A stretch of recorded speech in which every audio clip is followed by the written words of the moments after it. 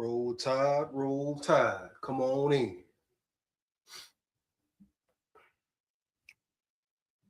Roll tide. Come on in, man. Yeah. Oh, yeah. Roll tide full of pride. Roll tide full of pride. Let's get it. Let's get to it. Another live, another day, another time to talk Bama ball. You hear me? A lot going on in the Bama world, man. Transfer portal. Bama had some big signings today. I'm gonna get into it. Coming live and direct with another live, though, the state of Alabama football, the state of Alabama football. Which direction is Alabama headed? What needs to happen? Are fans justified for saying some coaches need to be fired? You hear me? A lot to talk about today. You know, this ain't no regular live. First, I got to get into my rant, and then we going to dive into it. I'm talking Indiana football today. That'll be one of the first segments. We're going to talk about the transfer portal and how Alabama needs to attack the transfer portal and play the game. We talk about the portal in general. This is the realm of college football. And guess what? Bama must play the damn game. You hear me? Roll Tide full of pride once again. But before I get into it, before I dive right in, you know I must go into my rant. A lot of after the Indiana game, I really didn't really dive in or really show too much anger. You know, kept cool, kept calm. You hear me? Roll Tide full of pride. But it's like a division right now, right? Amongst Bama fans, et cetera, et cetera. Some people blame the players. Some people blame the coaches. A lot of people want the coaches to go. So I'm going to start my rant here before I even start this live, before I even dive into the topics. You hear me? Once again, Roll Tide full of pride, baby. Win, lose, or draw, forever, forever. And I think I just got an update. Bama just landed a nice cornerback, I believe, in the portal. That's what I'm talking about, man. That's what I'm talking about. When it comes to the portal, you must attack. You must attack. This is the era, the realm of college football. You know, not only attack. Like I said, you can't depend on freshmen coming in and playing right away. You saw how old Indiana's team was, how experienced they were. You saw the type of players Kurt Signetti went for, right? Right. So at the end of the day, with that being said, Bama needs to do the same thing. Then you lose some players to the portal, you gain some players through the portal, man. That's the win-win. That's the win-win. That's the realm we are in. But before I get into it, that Indiana loss was piss poor. That is nowhere near the standard. You hear me? Nowhere near the Bama standard or nowhere near it has ever been, especially you talk about the Saban era. Boom. The lack of effort that was shown, piss poor. I should say the lack of effort that was shown second half, leading up to the second half in the game, piss poor. The mental focus, piss poor. Dog, the execution, piss poor. The team's lack of preparation, piss poor. But for people saying fire DeBoer, I'm going to tell you right now, DeBoer won't be fired. But at the end of the day, that performance, the way those players were not ready, how soft those players looked at times in that game, I'm going to tell you right now, that starts with coaching, baby. I repeat, that starts with coaching, huh? Yeah. I don't care what nobody talking about. You enter a Rose Bowl game, stakes on the line, you supposed to put it on the line, and that's how you show up, huh? And that's how you perform. Inexcusable, I repeat, inexcusable, bro, from top to bottom. But where does it start from? It starts with your head coach, period. It starts with your coordinators, period. Now understands players play a major role. We talk about lack of execution, piss poor effort at times, all that. But at the end of the day, it starts and begins with your head coach, bro, and your coaching staff. That's the most important part of a team, period, bottom line, no cap. So with that being said, will Kalen DeBoer be fired? No, he won't be fired, but other coaches should be fired. And some of these players hitting the portal, You got to ask yourself, why are they hitting the portal so abruptly, so quickly and swiftly, huh? Why are some of these defensive standouts hitting the portal so quickly and swiftly, huh? Could it be go defensive side, go offensive side? Do these players know something? What's the 411? What's the inside scoop? If you know something, hey, fire the chat up, right? Fire the comments up. Let me know, bro. Let me know. But because some of the players not want to play for Walmack or not want to play for Ryan Grubb. We saw inconsistent, piss poor coaching through the whole season. You hear me? Especially on the offensive side of the ball. So some of these offensive players entering the portal, do you wonder why? Hell no, you don't wonder why. You hear me? Some of these defensive players entering the portal. Do you wonder why? Hell no, you don't wonder why. I'm going to get into that later. I'm going to really break it down, man. And once again, if you want to come up, say how you feel, just make sure you say what's real. Let me know, dog. No cap. Once again, roll tide, full of pride. Before I go any further, let me get into a video clip, huh? Give me 1 second, baby. 1 second. We here. They talking about roll tide this and roll tide that. It's funny though. It's funny though, man. Even though Bama had a bad loss, people saying Bama ain't this no more. Bama ain't that. The Saban era is over. Yeah, the Saban era is over. It's a new era. The question is, where does Kalen DeBoer go from here? Period. This third year, we're gonna really see, since we talk about it's his true roster now. Some of the players who hit the portal were under the Nick Saban era, the Nick Saban regime. All right, bet, cool, boom. Now, for real, it's no more excuses for DeBoer. It wasn't no excuses this year, period. It wasn't no excuses for Ryan Grubb this year. And we talk about Grubb, his ass might need to be fired. What was the biggest conundrum for Bama? Lack of what? Lack of run game? Well, you got to wonder why the Seattle Seahawks really fired Grubb's ass after 1 year. What did McDonald say? He said it point blank, period. The Seahawks had no run game. And we saw all season long. You can question O-line play. You can question this and question that. We saw numerous times Ryan Grubb come up off the run, stop running the ball, not trusting his linemen, not letting his O-line get into a rhythm, his total offense get into a rhythm as far as running the damn ball, right? Right. So at the end of the day, who's really at fault? Yeah, it's an overall team effort, but like I'm going to stand on it, it starts with coaching, man. And some of these coaches should be on a hot seat. Kalen DeBoer should be on a hot seat, but some of these coordinators need to go, bro. Some of these position coaches may need to go, bro. Heavy, early. No cap. No way around it, man. No way around it. Let's get into this clip, man, of how fans really feeling. Me 1 second, baby. What the hell going on? Fuck going on around here, huh? Yeah. What's going on around yonder here, man? Yeah. Take the three to Indiana, fire the board, pack his bags, send them back to wherever they wear khakis. No, I didn't finish my corn dog before we were down 21. We were losing at halftime and the band still played. Oh, man. Hold on. Let me run that one more time, man. Heavy. Take the three to Indiana, fire the board, pack his bags, send them back to wherever they wear khakis. No, I didn't finish my corn dog before we were down 21. We were losing at halftime and the band still played. 30. Now some may see that clip and say the fan is overreacting. Some may see that clip and say fans are doing too much. Fans are doing this. Fans are doing that. Calm down. Now will DeBoer get fired? Hell to the no. DeBoer definitely won't get fired at all. That's not going to happen, at least not right now.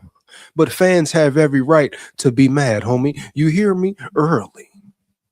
Especially fans who are real fans and care about the players and care about seeing them boys win and care about them coaches and who have invested energy, hours into Bama football, money, Guapino, Federale, into Bama football, right? Right. If you buy Bama merch, if you go to the games, if you a lifetime long fan, you know, you got some people who've been fans since kids, bro, early. It's damn near literally embedded into their blood. You hear me, huh? Yeah. Heavy, man. So fans have every right to get mad. Now, Have some fans done too much? Hell yeah. Have they maybe pointed the finger at the wrong people? Hell yeah. But that's what comes with the territory when you show up and play a piss poor game. It wasn't even about how Bama lost, right? Right. I mean, it wasn't about the loss. It was about how they lost 38-3. You tell me with all those 4 and 5 stars on the roster, you lose 38-3. That's directly goes to your head coach. That directly goes to your coaching staff. With how underprepared and how overwhelmed them Bama players look on the field, who's the first person to blame? Where does it start? Where does the mental lack of preparation come in, huh? Yeah, it starts with your damn coach, bro. Period. No cap. And ain't no way around that. And I'm going to stand on it 10 toes down. So people saying DeBoer needs to be fired, they have every right to say that, even if they're being over dramatic. Now, will DeBoer be fired? No. No, man. Like I said in previous videos, you don't do that. You don't do that at this point in time, right now, especially. You hear me? Get a man a little more time. Now, should he be in the hot seat? Hell yeah. But wait and see how this year 3 pans out. Year 3, when it's no longer whose roster is it? No, it's DeBoer's roster, right? Yeah. It's no more, the Saban era. You got some Saban players left.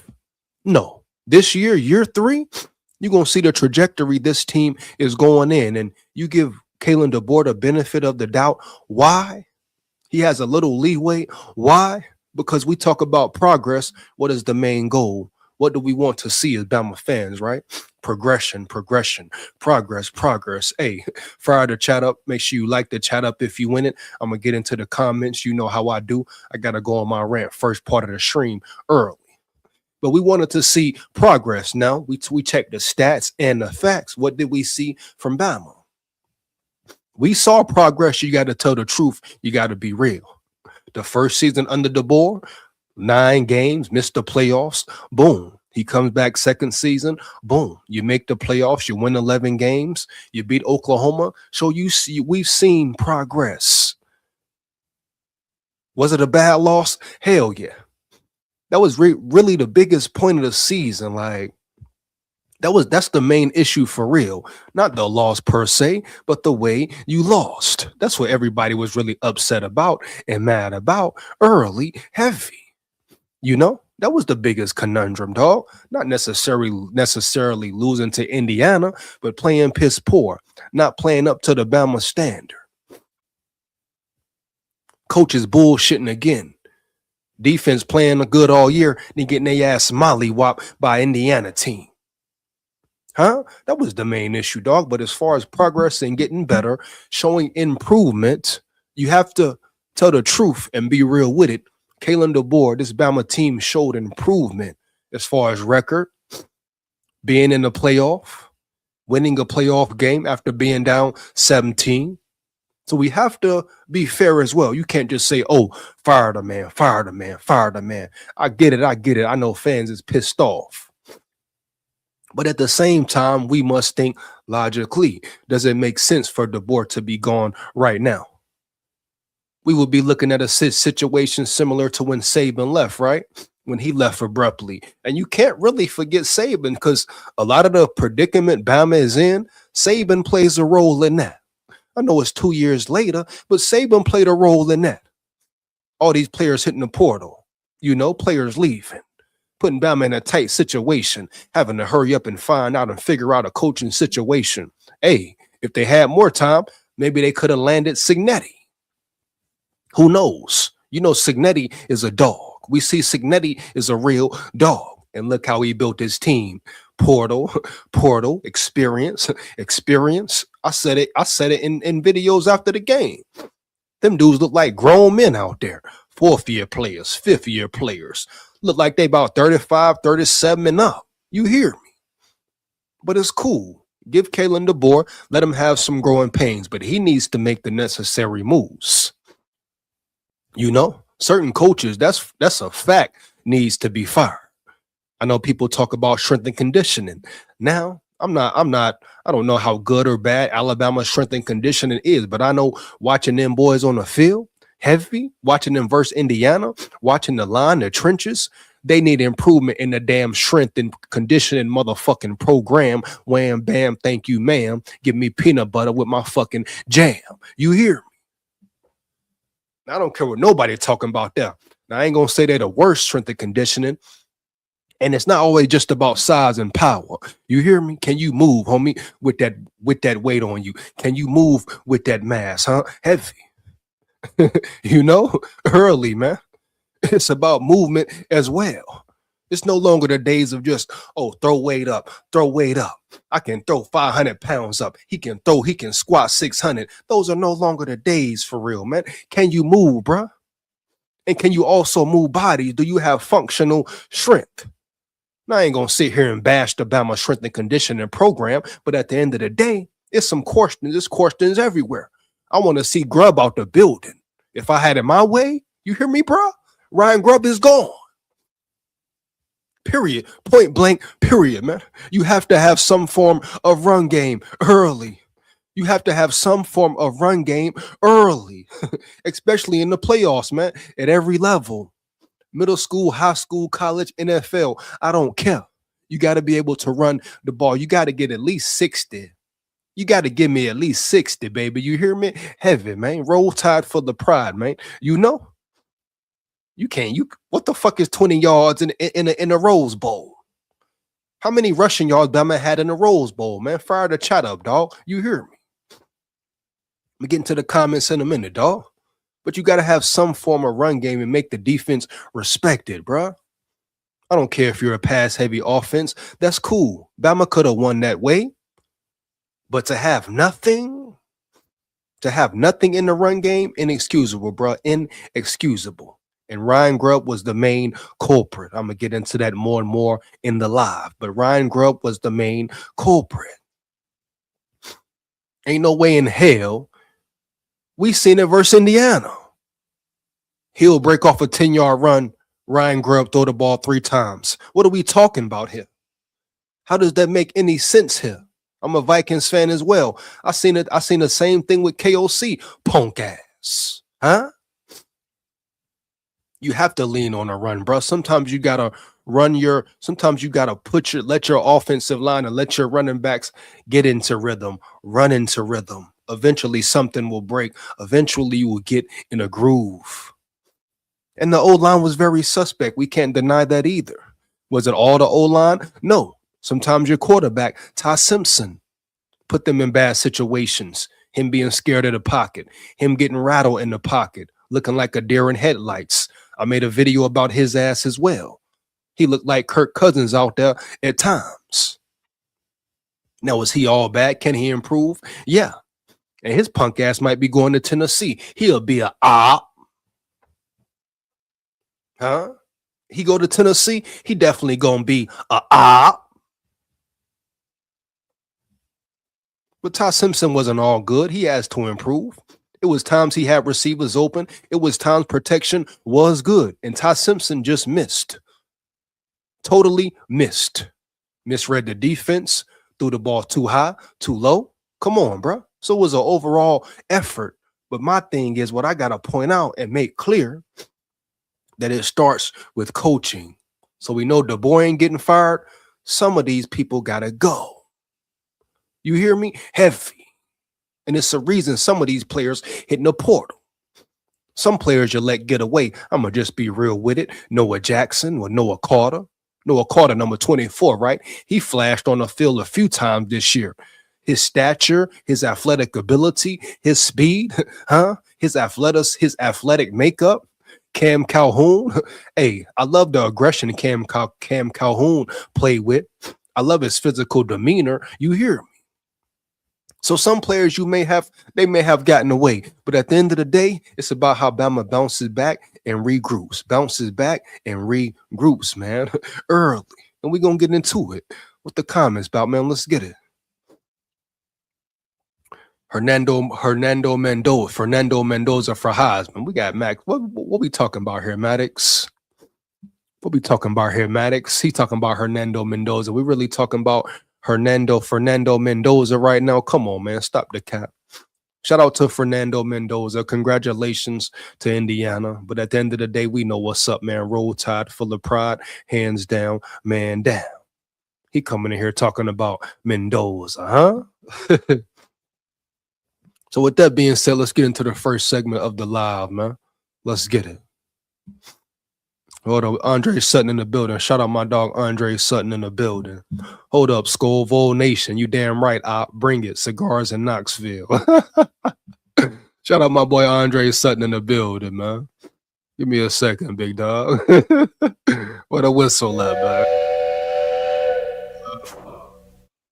You hear me? One more gear, man. Hold up. Oh man. Yeah.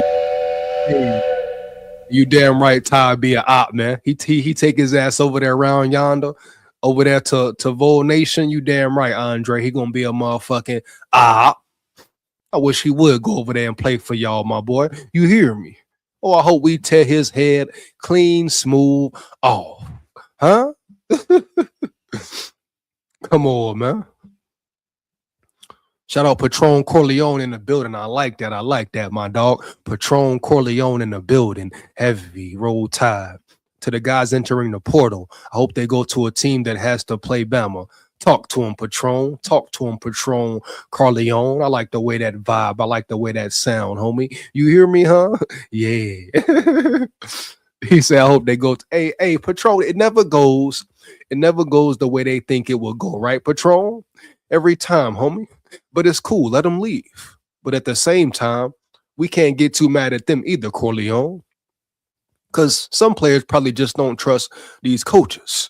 Some players weren't utilized correctly, huh? Early. You got players, you got talent that was left on the field. So can you really sit back and blame these players for leaving?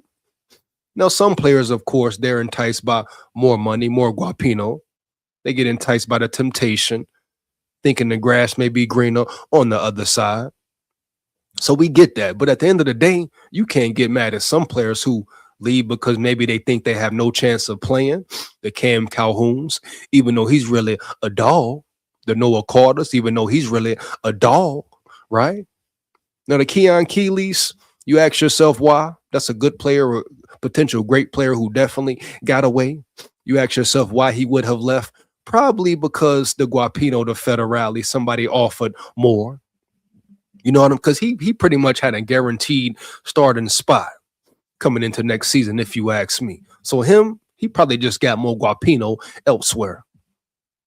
I'm hearing James Smith hit the portal. I'm gonna get into that. I'm gonna really break it down, dog. You know, but some of these players probably have good reason that they left, homie, for real. And it's probably some inside things going on behind the scenes. Some shit going on behind the scenes that don't nobody know except Bama players and coaches and God. You hear me? Heavy. So it's a lot going on in Bama right now, but the state of Bama, we gonna know more after next season. You know? Period. But first, I want to talk about Indiana and this whole portal situation and how Bama should learn from Indiana, how Kalen DeBoer should learn from Kirk Cignetti. Because he's pretty much gave all the college football world the blueprint.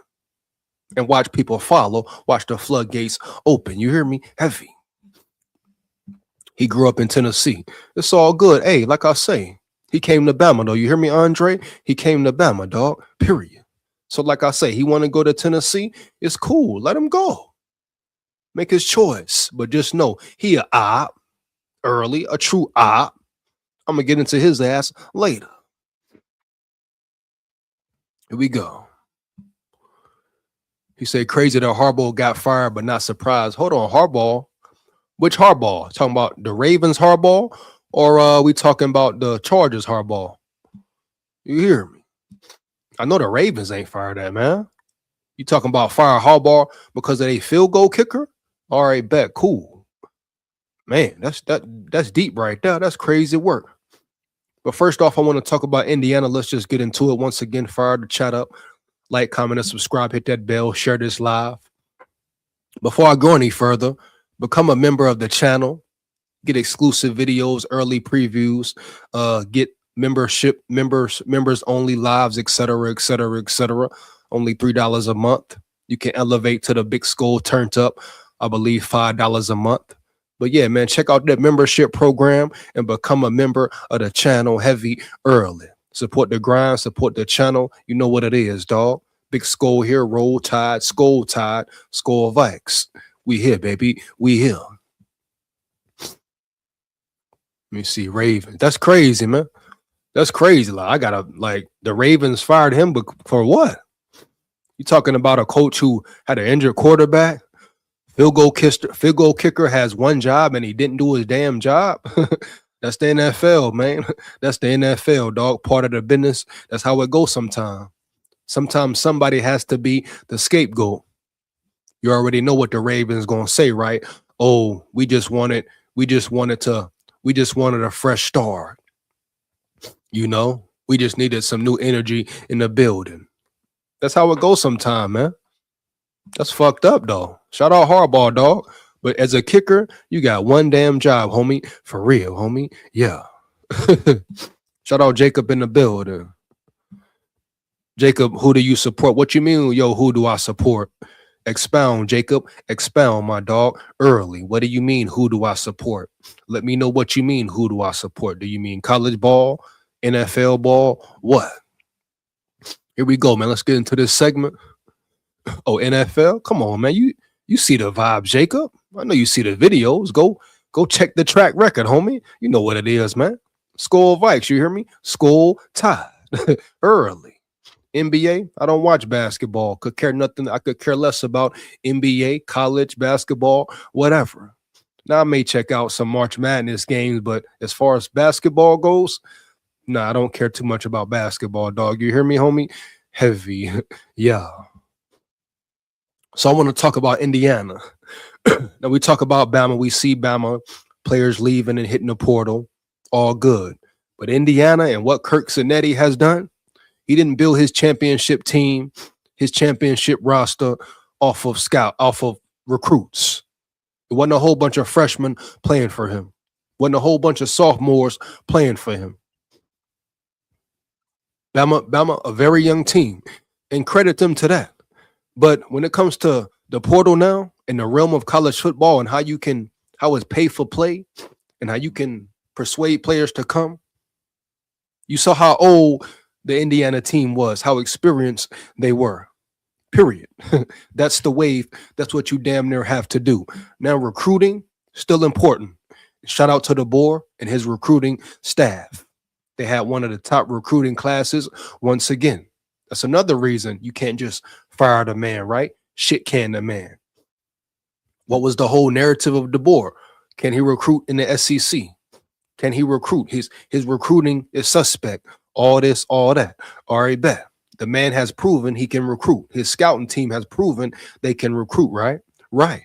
Now you still have to develop players, these 4 stars, 5 stars. They still have to be developed the proper way. But if we're talking recruiting rankings, Kalen DeBoer and Alabama are at the top. So they get some kudos, some props for that. But what was Indiana built on? Huh? And what noise is Indiana making right now in the portal? Indiana has dominated the portal once again. They dominated it. I'm going to get into the article in a minute. But Indiana has dominated the portal. What have they done again this year? Older players, experienced players. I think they got a top quarterback. So Bama needs to peep it. And Bama's making some moves. We got some signees, some commits in the building. So kudos to Bama. I'm going to get into that in a minute.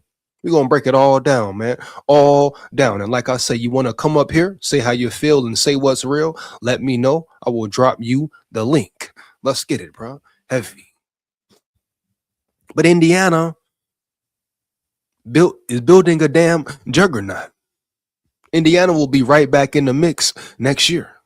Period. Ain't no way around that, man. Matter of fact, let's just get into it.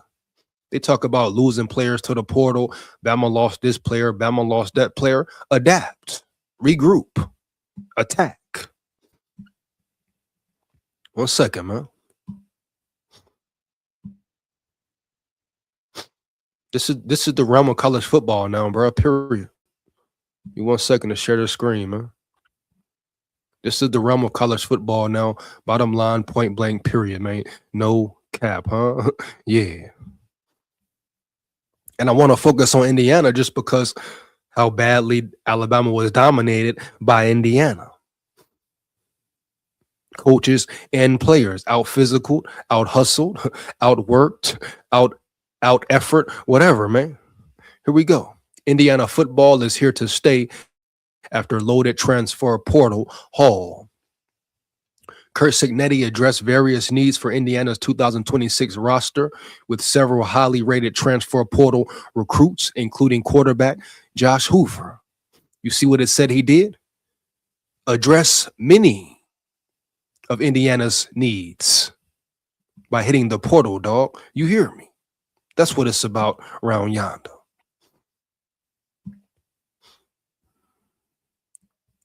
Let's get into it. Well, that was fast. Indiana coach Kurt Cignetti mentioned during Sunday's pre-Peach Bowl press conference that 13 transfer portal recruits were on campus at the time. That cut into Cignetti's film study ahead of Friday's college football playoff semifinal game against number 5 Oregon, a calendar issue that should be fixed for future seasons. But that's a topic for another day, perhaps one when Indiana is ranked number 1 in the nation again, because less than 48 hours after speaking about the challenge of balancing playoff prep with portal recruiting, Cignetti proved why Indiana is here to stay at the top of the college football world. And I know some may say, oh, Indiana got money. Bama ain't got as much money. Fuck all that, bro. Bama ain't broke. You know, Bama ain't poor. They've been getting money off players, fans, merch, whatever. The city of Tuscaloosa, whatever. That's a college town, right? Right. So all this talk about, oh, other teams have money, other schools got this and that. Bama got Guapino. Bama got Federale. You hear me? Bama got the means to make some shit shake. Period. Now go play the game. Go play ball, Bama. You hear me? Heavy. That's what it's about around yonder. Go play damn ball. For real. Come on now. Get back into it, man. 1 second. All this talk about these teams have money and these teams. Come on, bro. Stop the cap. Indiana reloads through transfer portal.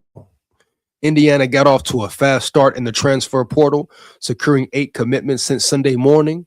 And perhaps most importantly, they address needs at key positions. The Hoosiers would love to bring Heisman Trophy winner Fernando Mendoza back for another season, but he's off to the NFL. They replaced him with one of the top quarterbacks transfers available in TCU's Josh Hoover. Just like that, boom, they have a replacement who joins Indiana with 1 year of eligibility. The 6'2" Hoover completed 65.9% of his passes for 3,472 yards, 29 touchdowns, and 13 interceptions in 25. Hoover is ranked number 5 among transfer quarterbacks by ESPN, number 6 by On3, and number 9 by 247 Sports. So that quickly and swiftly, Indiana lands a top 10 QB prospect. Not through recruiting, not through nothing else. Through what? Through the damn portal early. Teams are being built through the portal, man, early. This is the state of college football. This is the state of Bama, period. Now, the question is, how will they play ball? While some believe there were better options, why would anyone doubt Cignetti's quarterback evaluation and development at this point? 4 different quarterbacks won Conference Player of the Year under Cignetti at James Madison.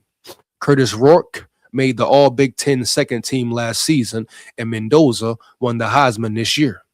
Indiana is set to lose 2 of its top 4 wide receivers at the end of the year, including Elijah Surratt and E.J. Williams Jr. Leading receiver Omar Cooper Jr. could also be a candidate to enter the NFL draft.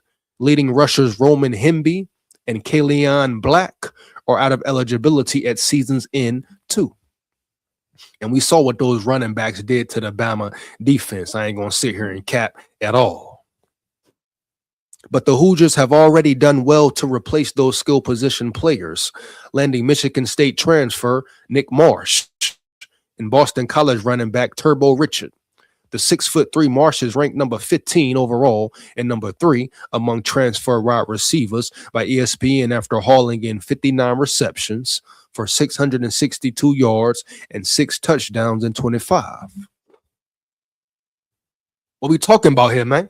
What are we talking about here? This is the state of college football around yonder, period. Like it or not, bro, this is it, man. This is it. Now, you still want to win big in recruiting, but at the end of the day, you want to bring in players who are experienced and who can play right away, early. Young players, freshmen especially, 5-star, 4-star, 3-star, 2-star, don't care. They need time to grow. They need time to develop. Now, you have certain anomalies where players come in, boom, freshman phenoms. Hopefully we see that with Sedarian, the freshman receiver, coming in. But it's very rare that a freshman just comes in right away and dominates, right? You seen rarities like Caleb Downs. It doesn't happen often, though. Players need time to grow. They need development, period. They need to learn the system, period, dog. No cap. When I say Indiana was an old team, they were an old team. 4-year starters, 5-year experience, 6-year guys coming back, redshirt seniors, boom. An extra year of eligibility, boom. Come on, man. Guys 27, 28, 24, 25 years old. That's experience, man. You know? What did Bama average age across the board, huh? 22, 21, 23, max? Come on, man. So you attack the damn portal.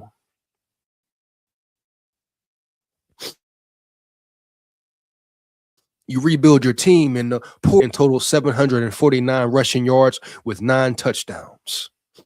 Signetti and the Indiana staff were quick to address defensive needs too, with edge rushers Mikal Kamara, Kellen Wyatt, and Stephen Daly set to graduate. Indiana has already picked up commitments from Kansas State transfers Toby Asanami, number edge, I repeat, the number 4 edge rusher per 247 Sports. You see how quick they cleaning house? And Chidi Abiazor, number 18 edge, and Notre Dame transfer, Josh Burnham, number 12 edge. So right there, boom. Their edge rushing, the exterior part of their line solidified right there, boom. Quickly and swiftly, right? Right. They got 3 edge players, 3 edge rushers who are in the top 15, top 20, et cetera, et cetera. And you tell me Bama can't attack the portal and do the same? You tell me Bama isn't still the fucking standard? Even in a horrible loss, what's the conversation? What is everybody talking about? Is Bama done? Is Bama not done? What's going on with Bama? Where does Bama stand? What is the state of Bama? Who needs to be fired at Bama? What's the talk of the town? The talk of the football world? Bama. Even these coaches like Signetti, Saban tree, boom. Where did he learn from? Saban, boom. You hear me? Early. So Bama still and will remain the talk of the town. The question is, how will Bama adapt? How will they regroup? Heavy. But you hit this portal efficiently. Come on, man. In the secondary, Wisconsin transfer Preston Zachman and Cincinnati transfer Jaquan Sanks will help replace graduating Hoosier safeties Lewis Moore and Devon Boykin. Come on, man. Come on, bro. Recycle. What is it? Recycle. There's still plenty of work to do in the portal, but Indiana got off to as good as of a start as one could imagine. And beyond the portal, other significant moves suggest a bright future in Bloomington. Another important situation, Indiana spends big to retain staff. Retaining staff is important. What do we see during the Saban era, especially the later years? Coaches perform well, coaches start leaving. They start picking your coaches away, huh? Yeah, bitch, yeah. So retaining your staff plays a major role. But not only retaining, forget that, letting staff go who should be fired, getting their ass up out of there around yonder who should be gone, and bringing better coaches in. But at the end of the day, Bama gonna have to pay up, bro. You hear me? And make some tough decisions, bro. You hear me? All this buddy, piss poor crap. Oh, DeBoer know him. DeBoer know him. That's why he's safe. No, bro. Kill that noise. DeBoer gonna have to man up, period. DeBoer gonna have to make some big boy man up decisions, bro. No cap. And it start with Grubb, and it might start with Walmack. I got my questions about some position coaches. You hear me? And I don't care what nobody talking about Walmack. His defense is still, his linemen were still playing out of position. He still had the wrong scheme, the wrong defense. Period, homie. Yeah. And we saw what happened when they ran into juggernauts with big bodies and big boys up front. Indiana spends big to retain staff. Part of Indiana's demise under Tom Allen revolved around not being able to retain and hire quality coordinators. Boom, epiphany. Boom, light bulb. What the fuck? Light bulb early. Come on, man. Offensive coordinator Kalen DeBoer and defensive coordinator Kane Walmack played key roles in Indiana, becoming bowl eligible in 2019 and 20. Oh, wow. Oh, man. Huh? So Kalen DeBoer and Kane Walmack, they should know what's up off the rip. Off the rip. Huh? So they got experience with Indiana. Huh? So Kalen DeBoer knows firsthand how important it is to have the right staff, but not only have them, but retain them. Huh? You hear me? This ain't rocket science. This shit ain't hard for real. Make it fucking happen early. The problem is Kalen DeBoer don't want to put his foot down and fire his homeboys. Period. But they left in consecutive off seasons to take head coaching positions at Fresno State and South Alabama, respectively. Now DeBoer is Alabama's head coach with Walmack as his defensive coordinator. Indiana was unable to successfully replace either one. Shit, not no more. Not no more. You hear me? So now it all makes sense. Now it all makes more sense. This is really a family affair that DeBoer has taken too damn far. But now, thanks in part to greater financial commitment in football from athletic director Scott Dawson, Indiana has been able to fend off suitors. Greg Byrne, step up. Greg Byrne, go in your pockets, sock it to their pockets. Offensive coordinator Mike Shanahan and defensive coordinator Brian Haynes have each received outside head coaching interest, but choose to remain at Indiana. Loyalty. Their long-standing relationship with Cignetti and success at Indiana certainly plays a big role, but so does the financial aspect. Cignetti's latest contract includes a clause that a good faith market review anytime the staff pool ranks lower than 5th in Big Ten Conference or 10th nationally. Wow. So they putting shit in the contract. You hear me? They about business round yonder. They about real business round yonder. Greg Byrne, wake your ass up and sock it to the damn pockets. That allowed Indiana to increase Haynes' latest extension to $3 million per year. For context, Cignetti's first contract at Indiana was worth roughly $4.5 million per year. And now his coordinators are making 66.6% of that. So they're getting paid, man. They're getting paid, man, in the shade. Huh? Yeah. Bitch, yeah, huh? Yeah. Oh, hold up, rewind, bring it back. Don't forget about Cignetti's player development either. Come on now. Come on now. What is one of the biggest questions about this Bama coaching staff? And these position coaches, player development, period. O-line, player development, period. That's one of the big questions for Bama, like it or not, bro. Can they develop these players in the correct way? Coaching, man, the most important part of a team, period.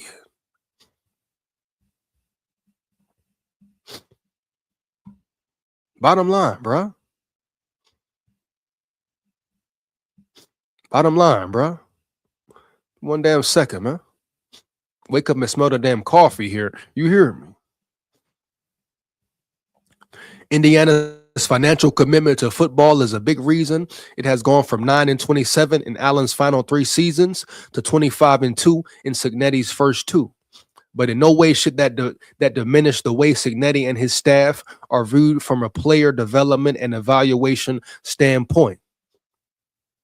They've taken players Aiden Fisher, Mikael Kamara, D'Angelo Pons, Fernando Mendoza, the list could go on, and turned them from overlooked high school recruits into first-team All-Americans. And you tell me you don't look at coaching first? Some say the Indiana's high school recruiting rankings, number 66 and 24, number 49 and 25, and 33 and 26, suggest the current level of success is unattainable. And it could be true that Indiana needs to make number 33 the floor, not the ceiling, moving forward. But recruiting rankings are clearly not the be-all and end-all based on Cignetti's track record. So after a quick start to transfer portal recruiting, and with the Peach Bowl coming up on Friday, Indiana fans can feel confident as any with Cignetti leading the way. Come on, bro. My point exactly, dog. No cap. So that's where it starts, homie. That's where it starts, bro. Period. Andre Sutton, big facts, dog. You hear me? So that whole article, the way it was broke down, that tells you right there what Bama needs to do. That tells you right there what matters. It's not recruiting, not 5 stars, 4 stars. They play a role. It's a benefit to have them. Yeah. It's a benefit to finish top 5 in recruiting. Yeah. But if you don't develop your players, if you don't have the right coaching staff surrounding your players, bro, to put them in the best position to maximize their potential, it doesn't matter. Experience matters, man. You know? Player coach relationships matter, bro. For real. Heavy. Players' belief in coaches matter, dog. For real. Period. We talking about here, bro. Get into the next segment of this live. Give me 1 second, man. Come on, bro. Now we got more Alabama portal news. We know the portal's getting crazy. Bama lost some players. Hopefully, they signed some key players. We know Keon Keeley has left the building. Question is, who could they get to replace Keon Keeley? I'm going to get into that first. Defensive lineman from USC. They say he's a juggernaut. I believe he's the number 2 D lineman in the nation.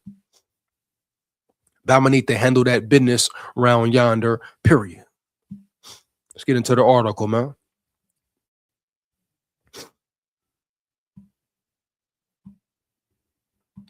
This is just what it comes down to. That simple, that plain, bro. Period. You lose a player, you find a way to replace him quickly and swiftly. Keon Keeley definitely was an asset to the defense. You hit the portal and you replace him, bro. Let's get into this article right quick, man.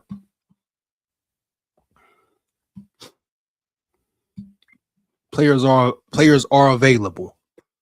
Players are still enticed by Bama, by the Bama name. You know, I'm sure there's players out there who want to play for the Boar. If Walmack is so good, I'm sure there's players who want to play for him. Defensive linemen, I'm sure they're enticed by the way the defense looked last year. Out of position, whatever.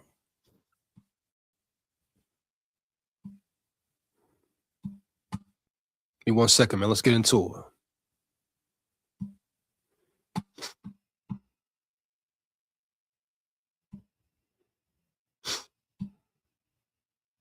Play the game, Bama. Play the damn game. You hear me? Yeah. Alabama locks in a transfer visit with a D lineman who can replace Keon Keeley. The Crimson Tide and head coach Kalen DeBoer have locked in a visit from a defensive lineman in the transfer portal who could replace Alabama's Keon Keeley. With Keon Keeley headed out the door and into the transfer portal, the Alabama Crimson Tide is on the hunt for a new defensive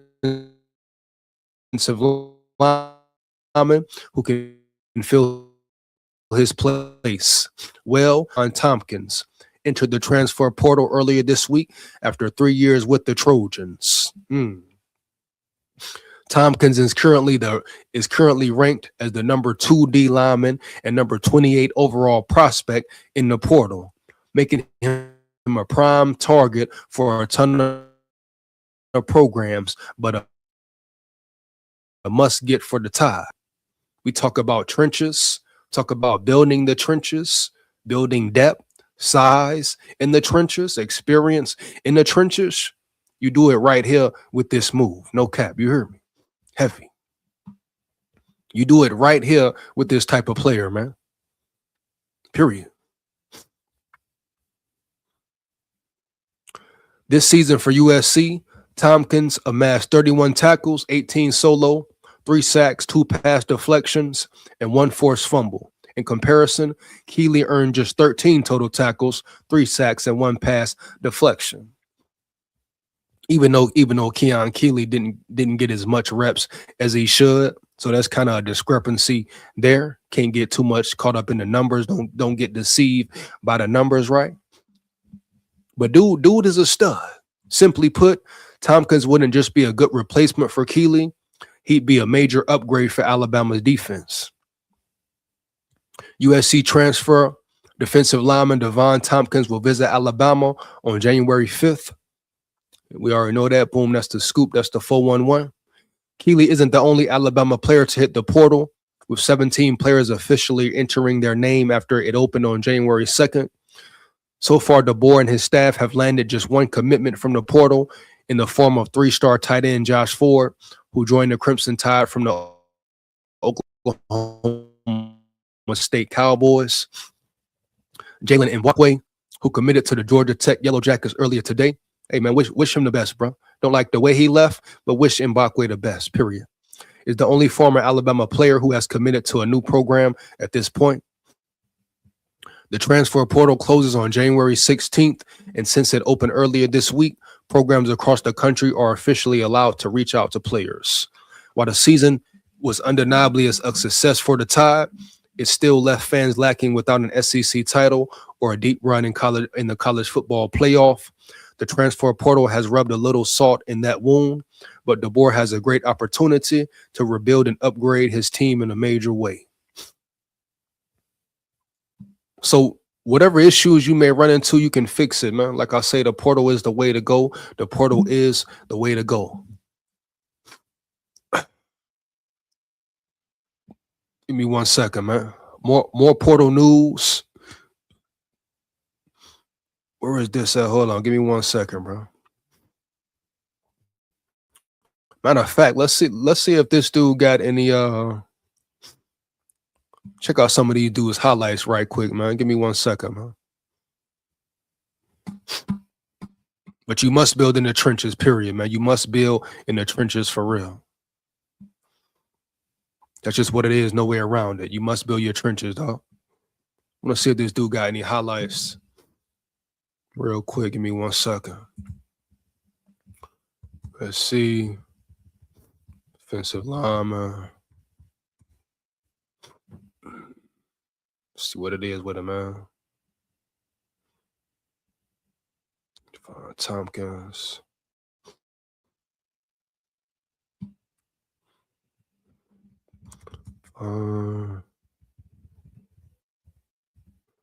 Tompkins. Hold on. See if you got any highlights or something we can see on him. Roster preview. Got some here. Let's see what this is about.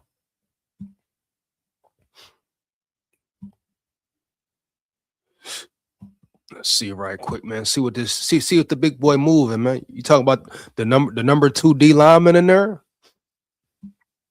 Number 2 D lineman in the portal. You get that, man. That's a win. That's a big ass win. I'm sure a lot of schools want him, man. Period. Sure, a lot of schools want that man, bro. No cap. Let's get it. Let's see what he looking like, though, man. Real quick.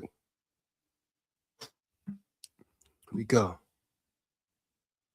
Oh, nice spin move. Hold on, bro. This is against Michigan. I'm assuming this is this year or whatever year. I want to see how he moves. Check out the move here, man. Make sure the screen is full, though. Hold up. 1 second, man.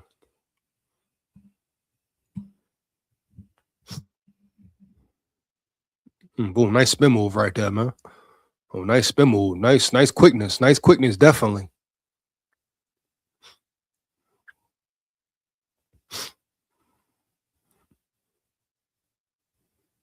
You can tell just off rip, he has a lot of raw talent, a lot of speed for his size, and he can still develop. He's still growing into his body. So yeah, bro, this would be a definitely big pickup for Bama. Period. No cap. But this is what I say, right? This is what I say. This is my point exactly, bro. The Indianas, the top schools, Bama's right there. Bama's right in the mix early. Like I say, Bama is still an enticing place to play.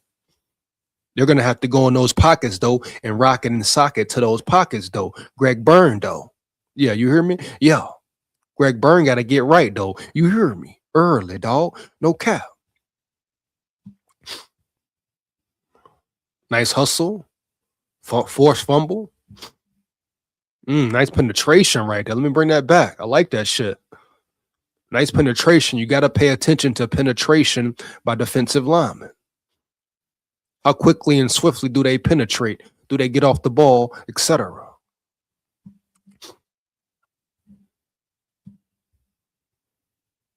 Boom, right there. Boom, hit it. Nice play, boy.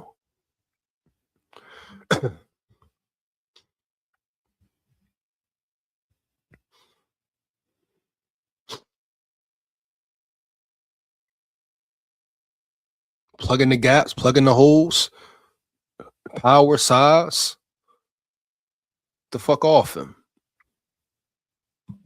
And we have to talk about Kane Walmack potentially changing his scheme, to really fit his personnel, It shows you the talent he had with the way they played. Being out of position. Or not out of position, but in the wrong scheme. Bama had an undersized defensive lineman room for the most part, bro. Now you throw Tim Keenan in there in the middle, but they were still undersized, bro, for the scheme they were in. And they still performed very well. But it caught up to them eventually, period.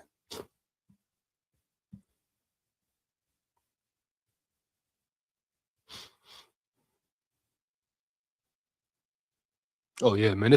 This dude can be a player, bro. A lot of raw talent, man. A lot of raw talent, for real.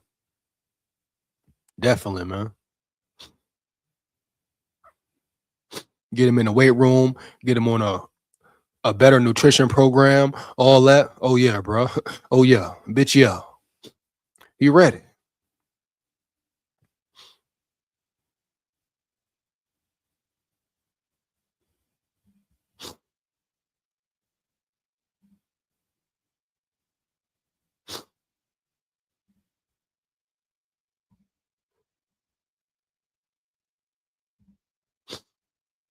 This is day one of my. And that's it for that there, man. 1 second,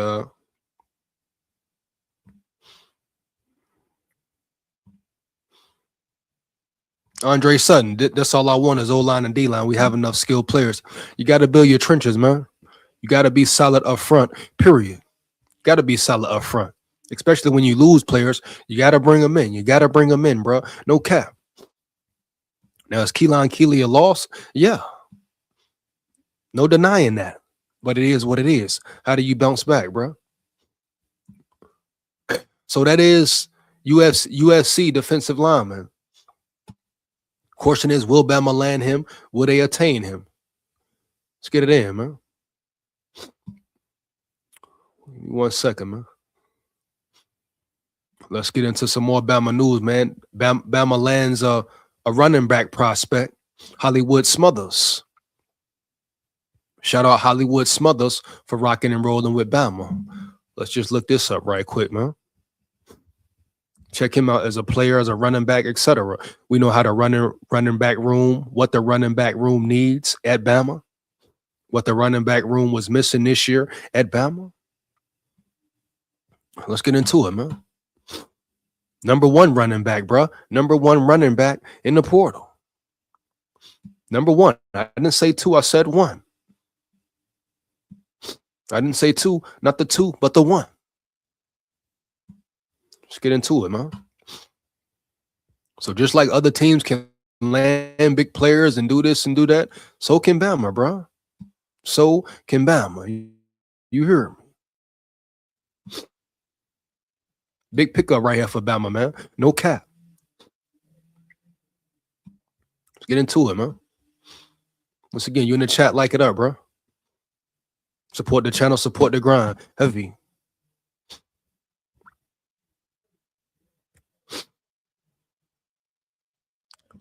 Alabama goes Hollywood and transfer portal with top running back commitment. Shout out Bama, bro. Shout out, salute Hollywood Smothers. Alabama football landed a commitment from NC State's Hollywood Smothers on January 5th. Let's go, bro. Where the sirens at, man? That's a big signing, bro. Major signing. That's big news for Bama. Come on now. Big news for Bama. Come on now. Oh, yeah. Let's get it. Big news, man. Come on now. Stop playing, boy. Stop playing, boy. You hear me? Heavy. Number one running back in the portal. You got to love that shit, bro. Heavy. Let's get it. Alabama football landed a commitment from NC State's Hollywood Smothers on January 5th, one of the best running backs available in the transfer portal. He announced the move on social media. Smothers, a 2-year starter for the Wolfpack, rushed for 939 yards with 6 touchdowns on 160 carries this season, and also caught 37 passes for 189 yards and another score. Weapon. You can utilize him outside the backfield as well. Weapon. That's what it's about, man. Weapon. You hear me, huh? Yeah. Give me 1 second.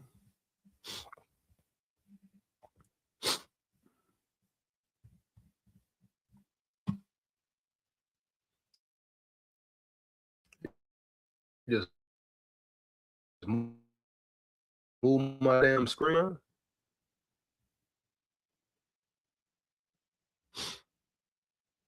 Hold up 1 second, man. Smothers, a 2-year starter for the Wolfpack, rushed for 939 yards with 6 touchdowns on 160 carries this season, and also caught 37 passes for 189 yards and another score. The first team All-ACC selection joins a running back room that desperately needs playmakers, as Alabama averaged 3.4 yards per carry as a team in 25. Damn, piss poor, homie. Smothers is the number 29 ranked recruit and number 2 running back in the transfer portal, according to 24 Sports. He says, all God wrote on X. Smothers started his career at Oklahoma, where he played sparingly as a true freshman in 23. He was a 4-star recruit, tabbed as the number 26 running back nationally out of high school, according to 24/7 Sports composite rankings. Smothers chose Oklahoma over Florida State and NC State out of high school, although he also held an offer from Alabama. The Crimson Tide ended up with Justice Haynes and Richard Young in 23, both of whom have since left or entered the transfer portal. Smothers projects as Alabama's starting running back in 26 after the Crimson Tide lost leading rusher Jam Miller, who declared for the NFL draft on January 5th. And I don't know if that was a good move for Jam, dog. I ain't gonna cap.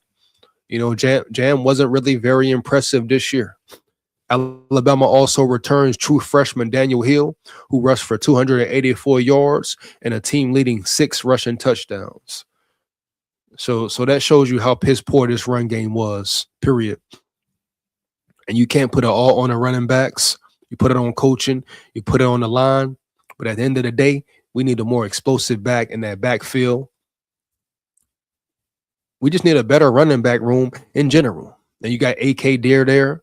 Then you got Smothers, who will be, probably be the starter. He's a different dynamic, right? A real weapon X type. Explosive, fast, elusive. You can also utilize him out the backfield. It's what you want.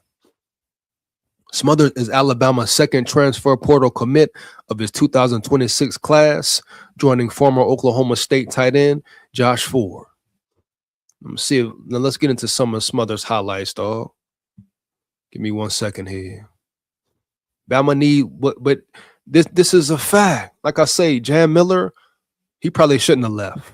You know, he probably should have entered the portal and went somewhere else. But we need a back like Smothers. This is a big signing for Bama, bro. Period. No cap. You needed this. We needed this type of running back here.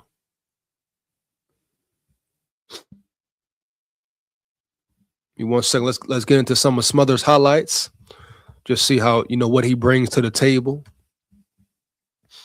Got to see what guys bring to the table, man. But if Bama can just land, you know, just land a few more, man, a few more. They'll be good. They'll be good, dog.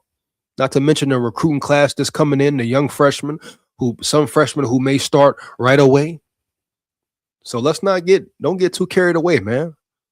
All hope is definitely not gone, bro. For real. Look at some of these highlights right quick, bro. You hear me?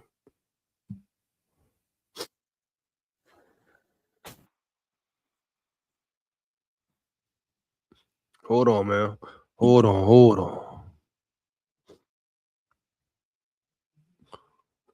I want to see if one, but let me see. You gotta watch out for the copyrights as well, huh? You hear me? Hold on 1 second, man.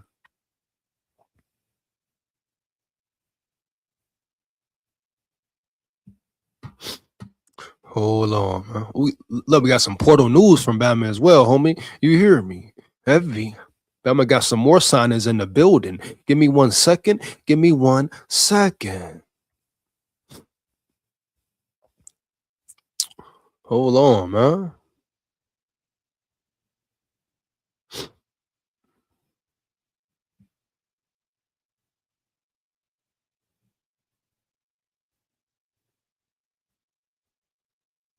Look at some. 1 second here, baby. You hear me? Hold on. Oh, come on, bro. Let's see. Hold on, man.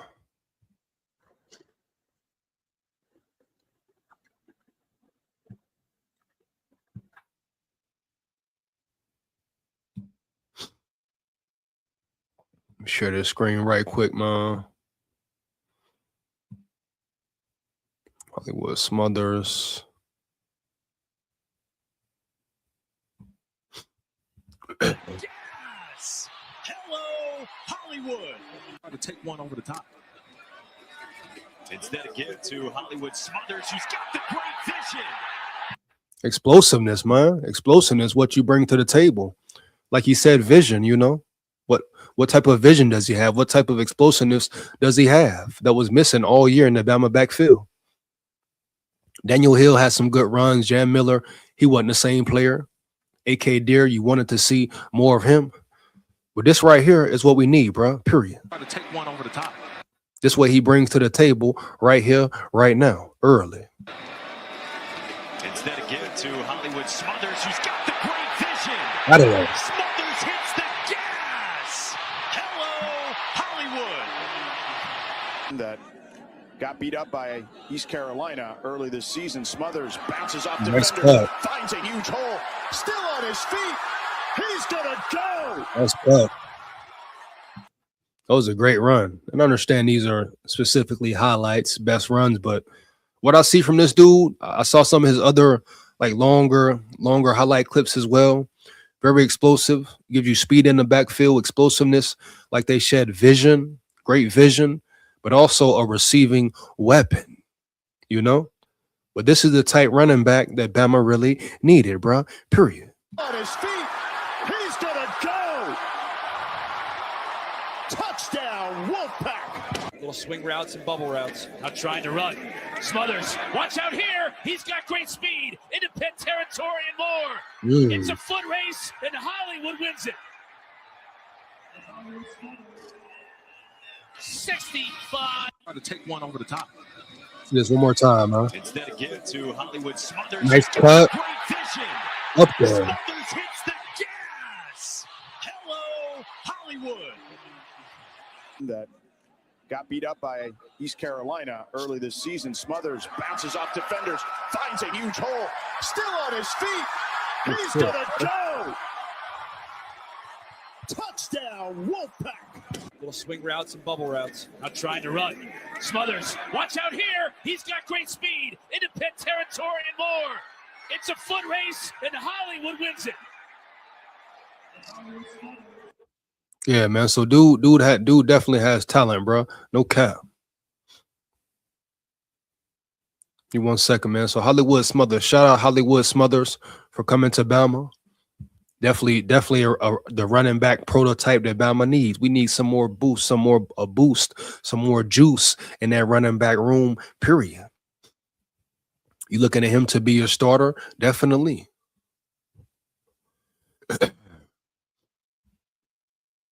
I'm sure you wouldn't, Andre. I'm sure you wouldn't, Andre. Oh man, bro. Come on now. Come on now, man. Here we go, man. We got some more news coming out of Bama. Let me get into this here. I was gonna get into James Smith, but we can say that for later. See what new news we got for this portal, man. Seems like Bama signs 2 new players, I believe.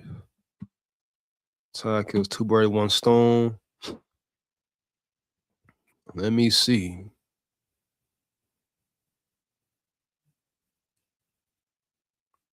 So Alabama signs a linebacker. Oh, let's see what he about, man. Let's see what this news is. Fresh up out the presser, man. Some big news out of Bama, huh? Hold on, man. Give me 1 second.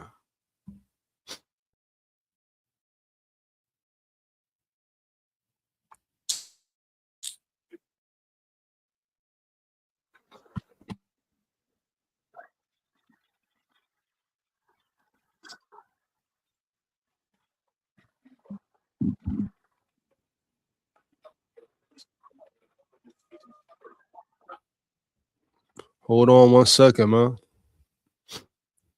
Bama news. Signing new recruits.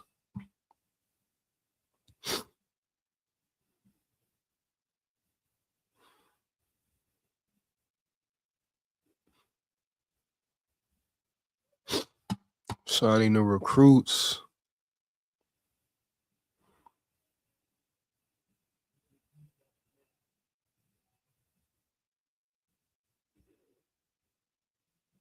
So Bama, hold on, man. Give me 1 second. Give me 1 second.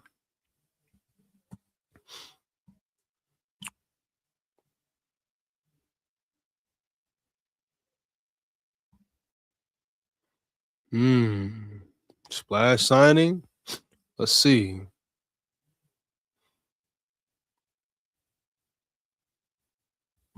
Hold on.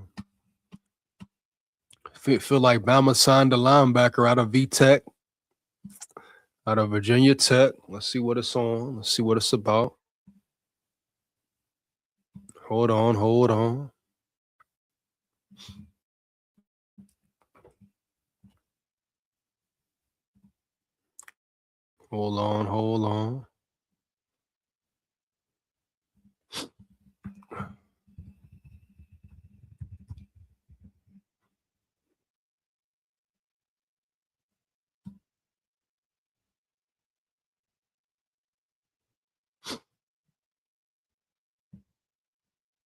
Hold on.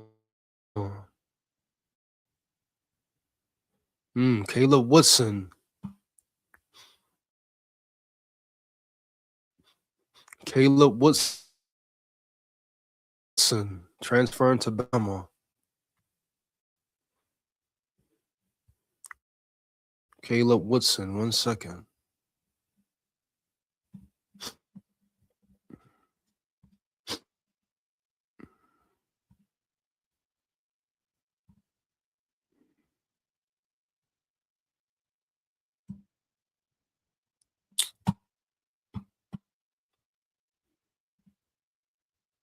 Let's see what we got here, man. Boom, boom.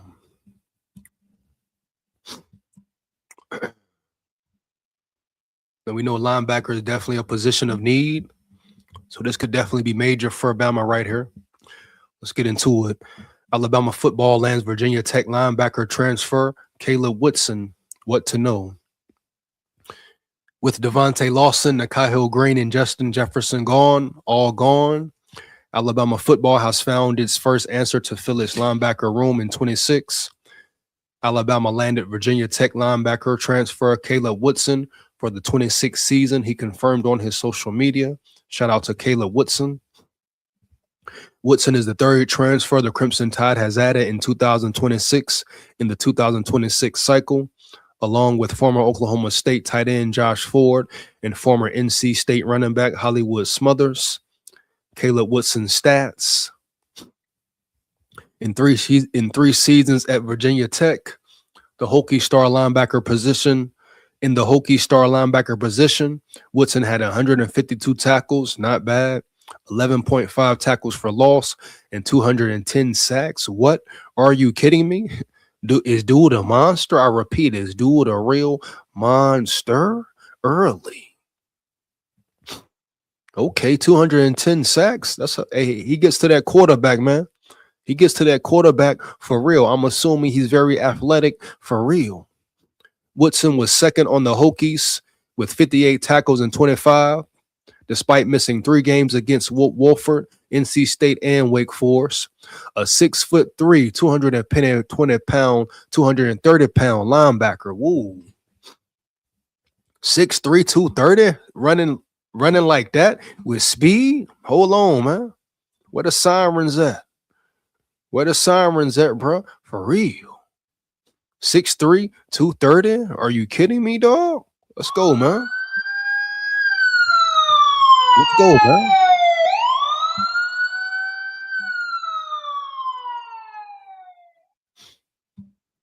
Oh, man, we got Super Vega in the building. He wilding, he tweaking. Big dude here, bro. Big dude for real. Give me 1 second.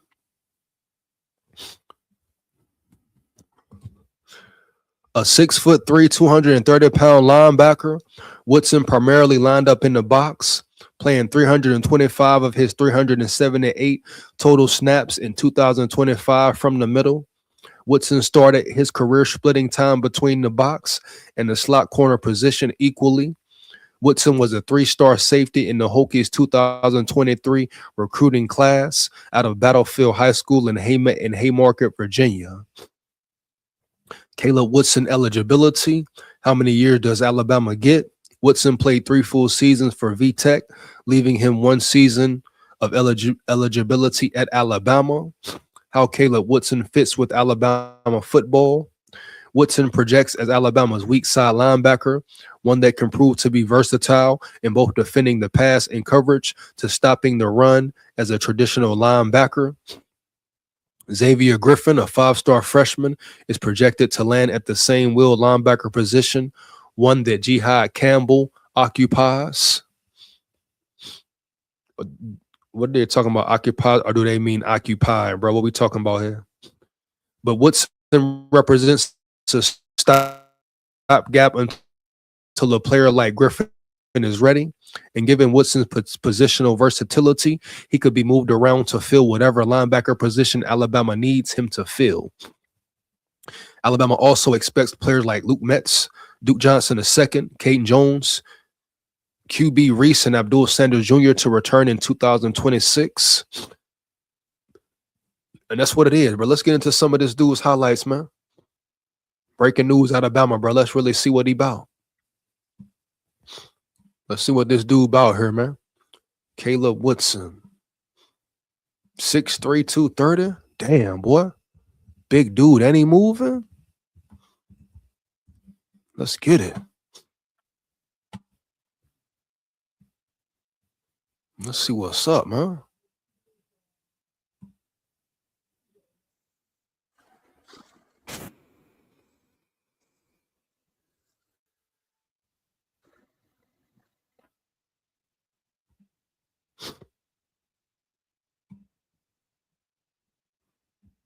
One here early. Manangai met in the backfield, spins away but can't break free from Caleb Woodson. Inspired by that number 25 on his back. Coaches talked about all week. Watch number 25. You see your gap, you shoot your gap, you come downhill, and you tackle the ball carrier. This is something that Virginia Tech has to do better, especially against speed, bro. Speed, what this dude has. Size, power, and speed, what this dude's had, dog. You hear me?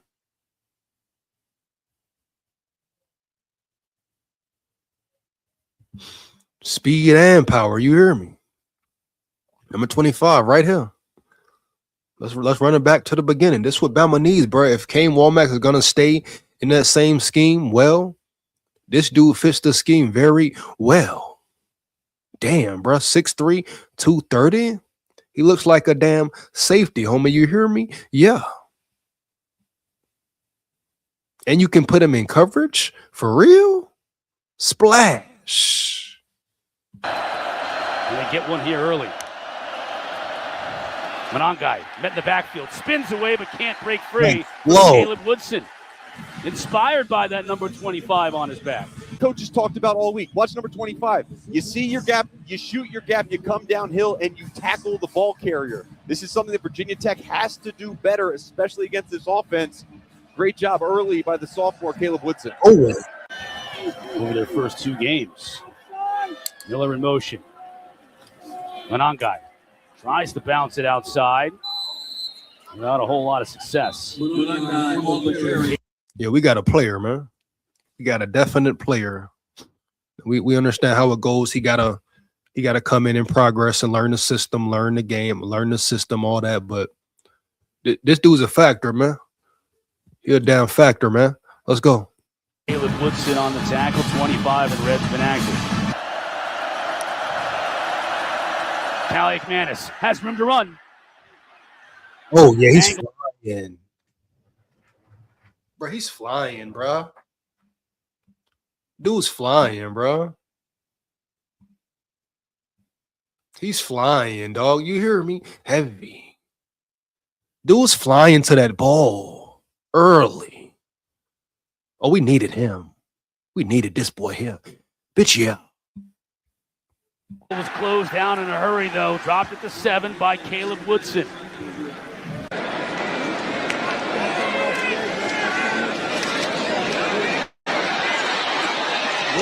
in trouble, finally met by Powell Ryland, who was. So I guess these old highlights and new highlights. You see Cam Ward in the NFL now, but this dude's a player, bro. Bama got one. That's two splash moves in the portal. Learn, Bama. Attack, Bama. Win the portal. Win the portal. Huh? Yeah. Like a poker player playing the long game. But they're coming from basically anywhere, and they are flying and sacrificing their bodies. Powell right up the middle. 99th rush defense. They are gettable on the ground. We've seen it. They just haven't been able to finish the drives. Castellanos is going to throw it back. Virginia Tech was not fooled at all. Boston College has success. Then the negative plays, the mistakes. They're going to run a sprint out. Look, front side's not there. The throwback screen is part of it. That's Richard off the left side. Good fill by the Hokies, led by Woodson, loss of 1. As you said, right? It's going to be go for it, 4th down and go territory the rest of the night. It's going to change your mind as. Jamal Haynes back on the field. The fake to him. Pyron looking to go up top. Over the middle. Has it deflected. It falls hard. That boy can cover too, bro. That boy can cover too, man. Yo, he's a weapon, dog. Yeah, if Kane Womack comes back with the same scheme, he's a damn weapon, bro. You hear me? Heavy. Harmlessly incomplete, trying to hit Malik Rutherford. Watch him here. He's going to come up on the run fake, and then he bursts back out into the throwing lane. And just great job with his vision. You burst back out as a linebacker, take a peek at the speed, baby. Speed.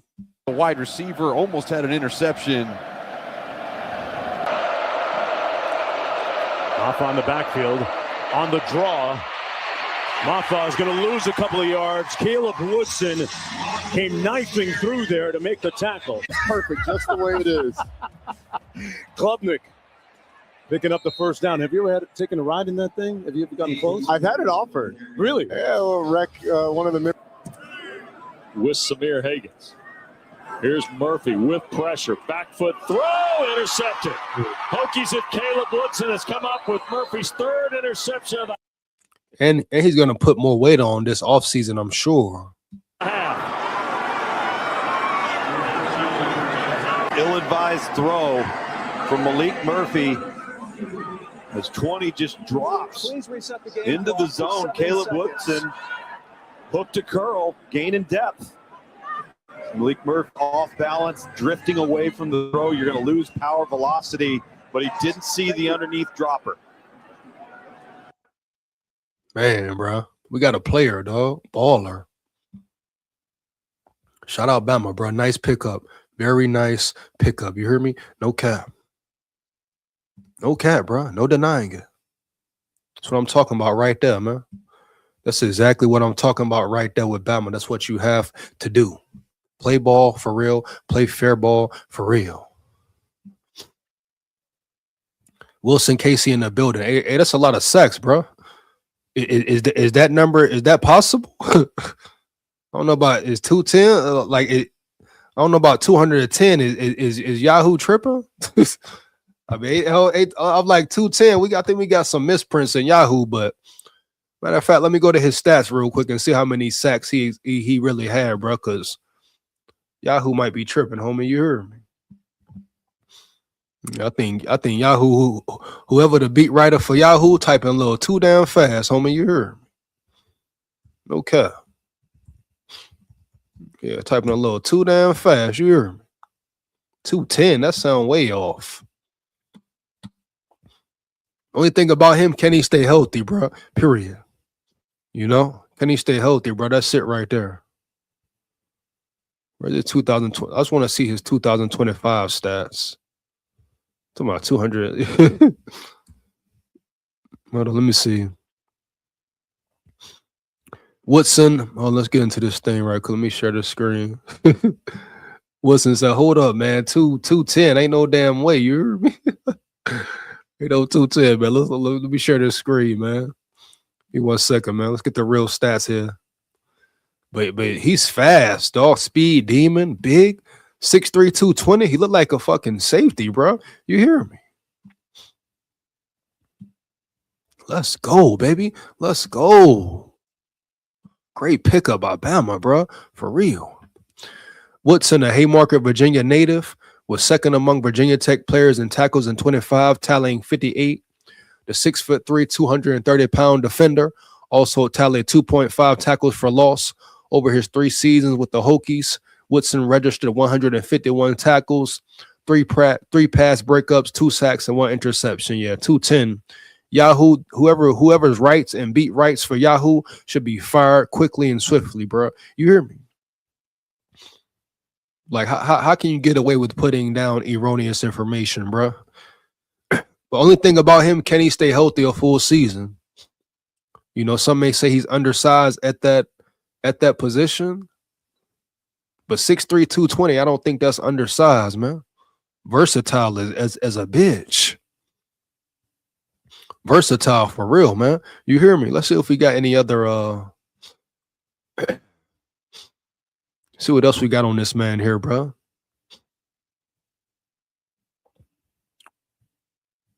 That's pretty much at the bottom. So that's pretty much all the stats. How the hell they get away with saying 210 sacks, bro?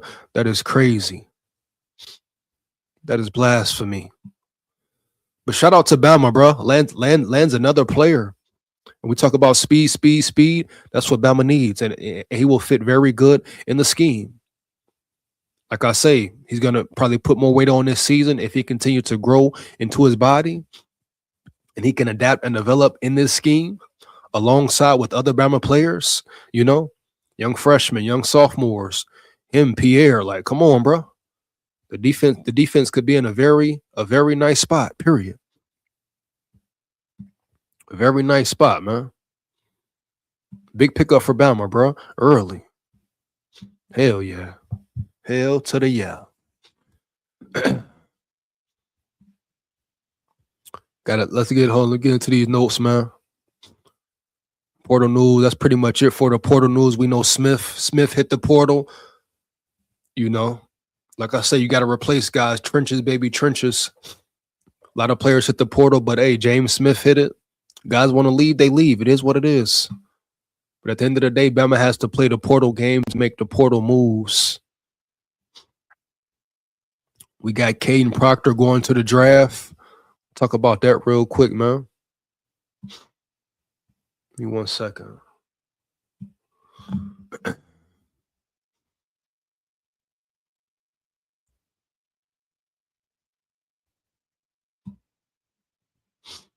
Caden Proctor is up out of there. So you lose another player to the trenches. Part of the game. And what did you expect, right? You know, Caden Proctor is a dog. He'll be a first-round pick, probably a top 10 pick, period.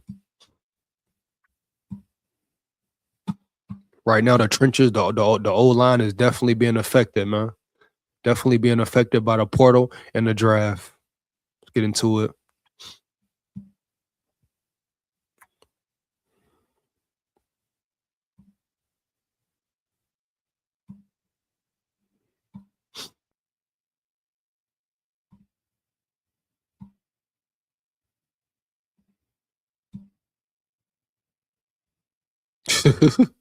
They said 210 damn sacks, bro. For real. That's crazy.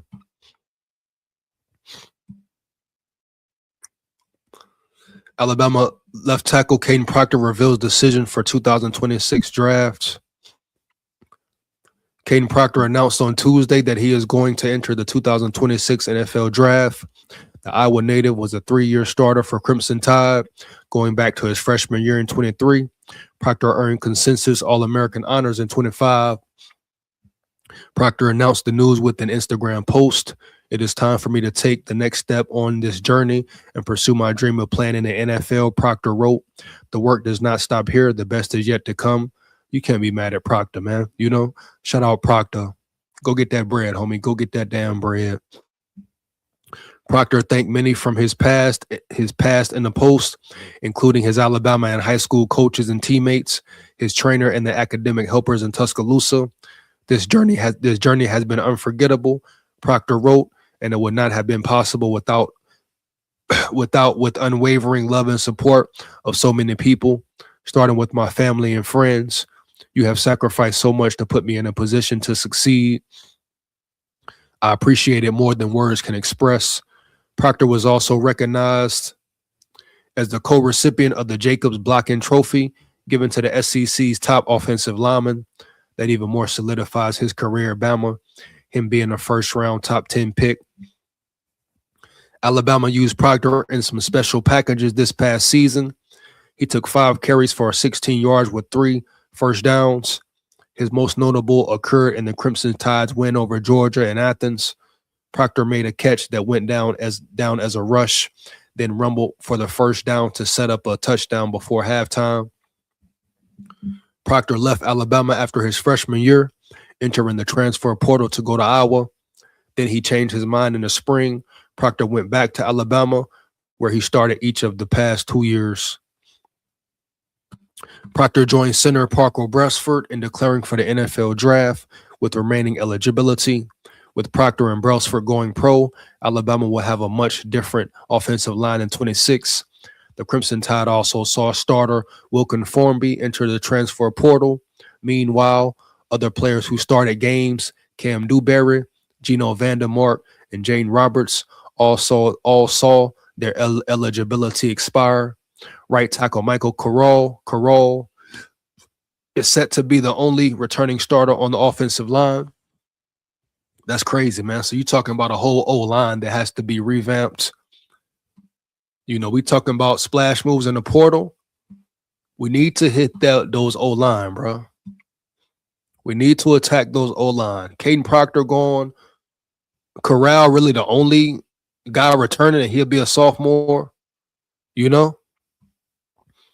So Bama made some splash move with Hollywood Smothers, Caleb Woodson at the linebacker position. That's cool, but let's hit them O-line trenches, bro. You hear me? Heavy.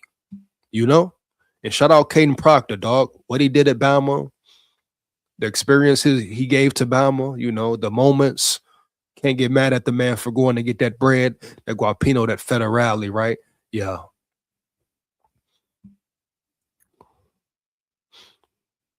We got here. OH, music nerd in the building. Music nerd says go Buckeyes, but he put go Buckets. Hey, music nerd. Check your grammar, my boy. You hear me? Check your spelling, my boy. You hear me? Matter of fact, let's have a spelling bee, music nerd. You hear me? Me and you. Who can spell the most words, boy? SEC sucks. Stop the cap. All of a sudden, the SEC sucks now. All right, man. Come on, bro. Stop the cap, homie.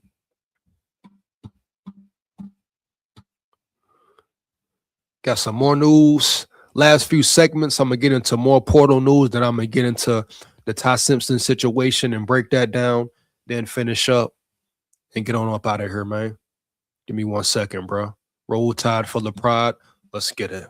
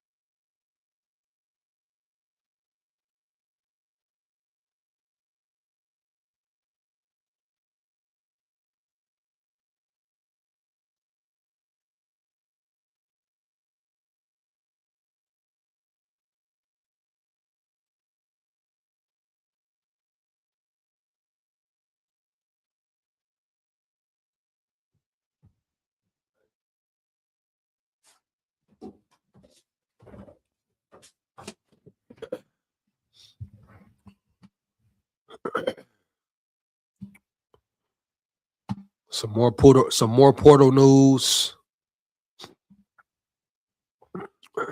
Give me 1 second. Let me see. Got James Smith hitting the portal as well.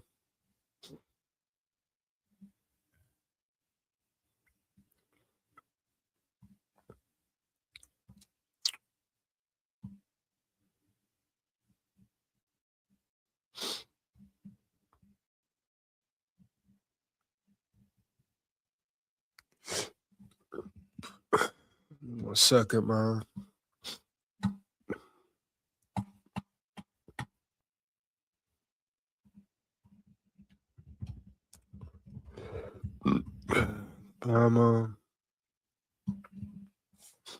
Let's see what this about here. 1 second here, share this screen. This is the way of college football now, man. This is the game that Bama has to play, period. But Bama's still right there in the mix, bro. 2 good signings so far. How did they finish? You know, how did they finish for real?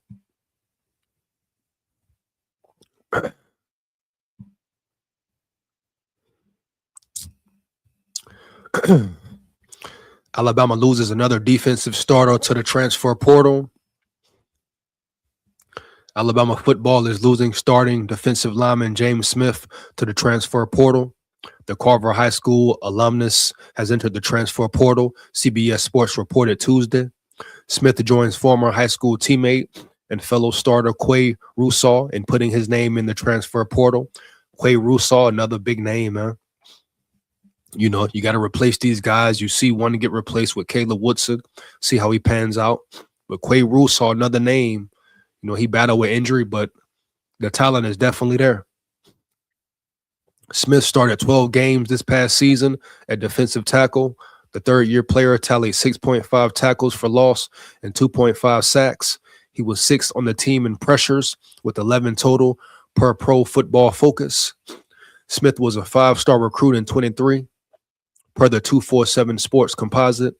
He was the number 2 defensive lineman and the number 28 player overall. With Smith's departure, Alabama will have 3 new starters on the defensive line in 26.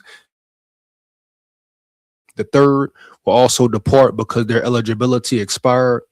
Smith is arguably the most notable transfer portal departure to date, in addition to Russaw. 2 big names, bro, right there. Boom.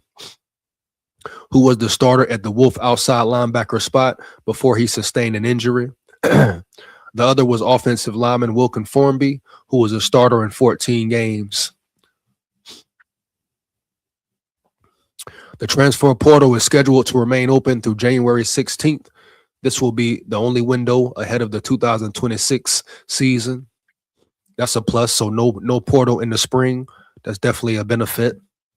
And I think this whole portal thing, man, you know, these players need to come in and have to sign at least a 1-year, right? 2-year contract, something, bro. Like being able to leave after a year. Like, you know, that I understand it's the state of college football, but how do you really build a legitimate program year after year when players can leave year after year? Is what it is, though, man. But right now, Alabama being affected in the trenches, O-line and defensive, O-line and D-line. That's where Bama is being affected most right now as far as this whole portal situation goes, bro. Period. The question is, how do they adapt? A lot more work to do. You know, a lot more work to do. You got a good player in Caleb Woodson, a big linebacker, a fast linebacker. He fits your scheme. You got a very good running back in Smothers. Explosive running back, elusive running back. So we'll see, bro. And last but not least, we got Ty Simpson in the building, bro. Now, you know Ty Simpson, a lot of rumors and news about Ty Simpson leaving. What kind of draft grade will he get? Some rumors and speculations. Will he go to Tennessee, etc. Like I said in previous videos, if he goes to Tennessee, he is an op. Period, dog. No cap. Hell to the yeah, bro. If he goes to Tennessee, he is an op. Some say Oregon, some say Tennessee, but at the end of the day, it is what it is. You know, he is from Tennessee, so some say it would make sense. But we know how big that rivalry is every year. We know what's going on.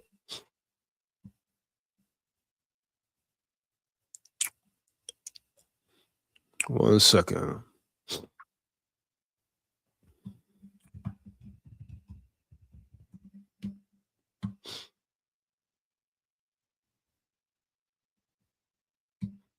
One second.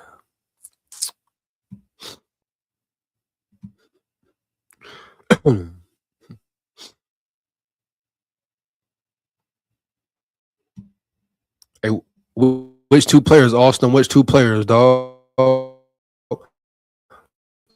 Let me know. Probably this year. You know, he didn't perform horrible. Was he great? No. Who is he as a quarterback? Who knows? Yeah, he has a lot of growth and development to do. Do I think he's NFL ready? No. We saw him play very well mid-season. Later parts of the season, saw him play not so good, bro. You hear me? A lot of blame was on the O-line, but at the end of the day, Ty Simpson put the offense and the O-line in bad predicaments. He missed some throws. He misread defenses. He got finicky in the pocket, got rattled in the pocket under pressure. He folded at times. So we have to be realistic when we're talking about Ty Simpson as a player, as a whole, in general, etc. Does he have room to grow? Hell yeah. Could he go pro right now and be 3rd round, 2nd round, 4th round? Yeah, definitely. But is he a number 1 pick? No. Is he a 1st round pick? No. Not in my opinion. Now, I didn't see enough. He didn't do enough for me. Now, it could be a team out there who will take a chance on him. But at the end of the day, we all know that Ty Simpson needs to grow and needs to develop more. You know?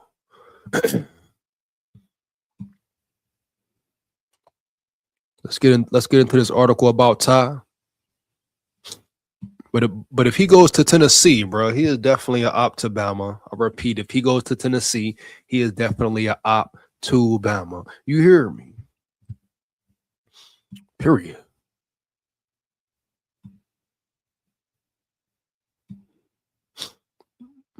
Me personally, I'd much rather see him go to Oregon than to Tennessee, bro.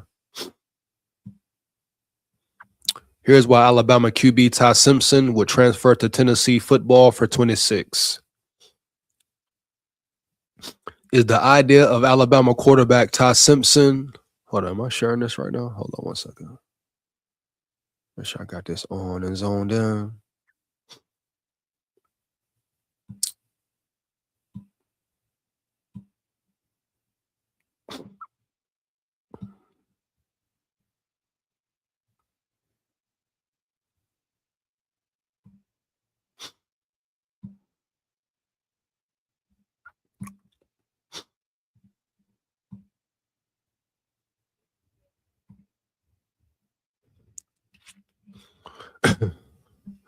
Is the idea of Alabama quarterback Ty Simpson transferring to Tennessee football a legitimate possibility or just wishful thinking by UT fans?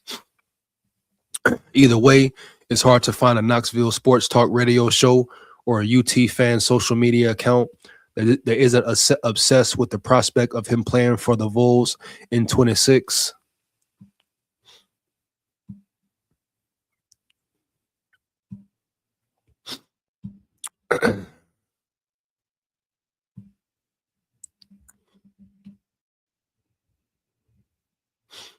This shit keeps skipping on. Why it keeps skipping, bro?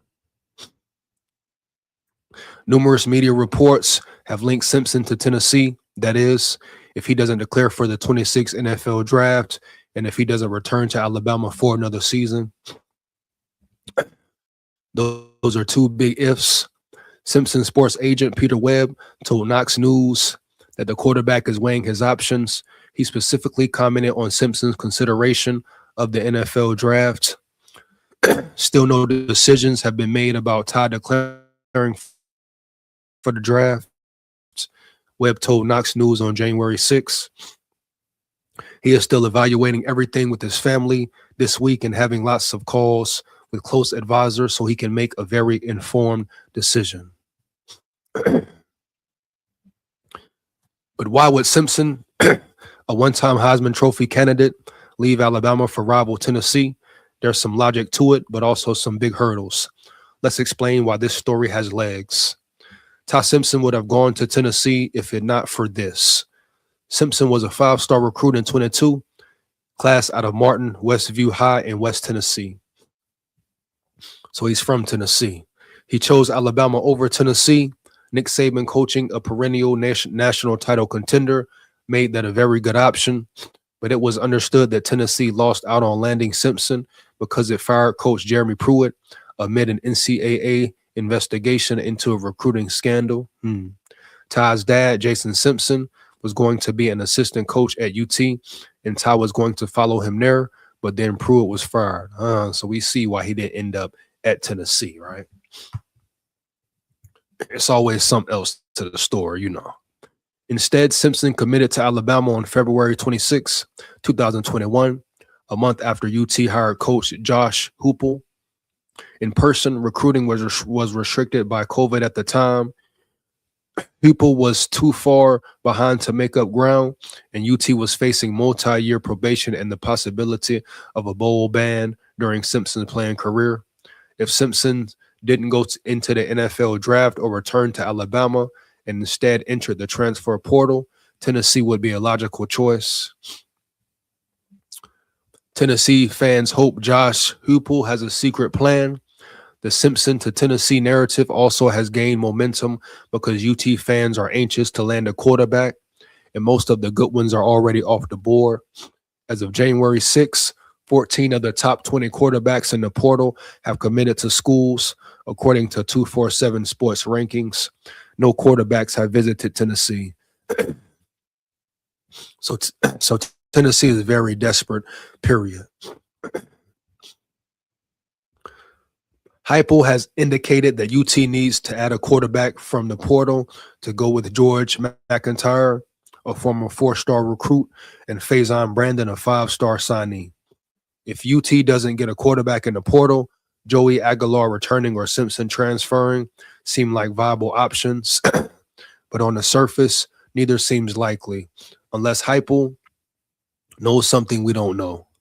Aguilar is attached to the lawsuit filed by Vanderbilt quarterback Diego Pavia against the NCAA in federal court, which challenges the association's eligibility rules involving former junior college players. Damn.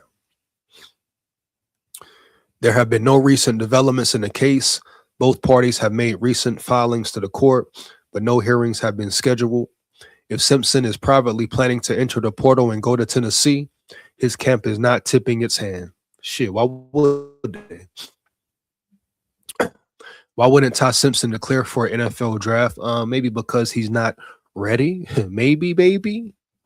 The NFL provides draft grades to underclassmen through its college advisory committee. If Simpson projects as a first-round pick, expect him to declare for the draft. If he gets a second-round grade, he could consider returning to college for his final season of eligibility. It's a thin draft class for quarterbacks. Indiana's Fernando Mendoza, the Heisman Trophy winner, and Oregon's Dante Moore are projected as top 5 picks. Many mock drafts done by media outlets slot Simpson as a first-round pick if he declares for the draft, but there's also a sense that he could slide because of his late season struggles. If Simpson believes he could solidify his first-round stock in 27 by playing another college season, he may return. Why wouldn't Ty Simpson return to Bama? Alabama certainly would take Simpson back for one more season. He's beloved by the Tide and coach Kalen DeBoer, and he earned all SEC honors in the 25 season, passing for 3,567 yards, 28 touchdowns, and 5 interceptions. Simpson's return perhaps would nudge backup quarterback Austin Mack toward the portal. Oh, definitely, man. If Ty Simpson were to return, Austin Mack is probably up out of there heavy. And me personally, I'm kind of ready to see what Mack can do for real. You know, Qua Russaw as well, but Austin Mack, the times he did get in and play, he looked pretty solid, no cap. At times, he even looked better and more smooth than Ty. And the board would have to tell freshman Qua Russaw, a former 5-star recruit, to be patient while waiting for the starting job. So why would Simpson consider the portal? The only plausible reason is a massive raise in NIL money. Guapino Federale, we know what it's about. If Simpson were on the transfer market, he would command a very high dollar figure, and teams with deep pockets and quarterback needs would be willing to pay. That's why Tennessee, Oregon, and Miami have been reported as potential suitors. The question is whether Alabama would be willing to match any offers. After all, Mack and Russell are viable options for the Tide in the 2026. The portal closes on January 16th. Expect Simpson to make his NFL draft decision before then. If he returns to college, he'll be a hot commodity. Until that happens, the NFL still appears to be his most likely destination in 2026. But rest assured, Tennessee will be watching. And that's what it is, bro. Like I say, Simpson, I don't think he's ready for the NFL. You know, just watching him play this year, watching how he progressed, then regressed. I feel like he still has a lot more growth, a lot more work to do. You know, as far as how he folds under pressure at times. He needs to become better at reading the field, become better at big time moments.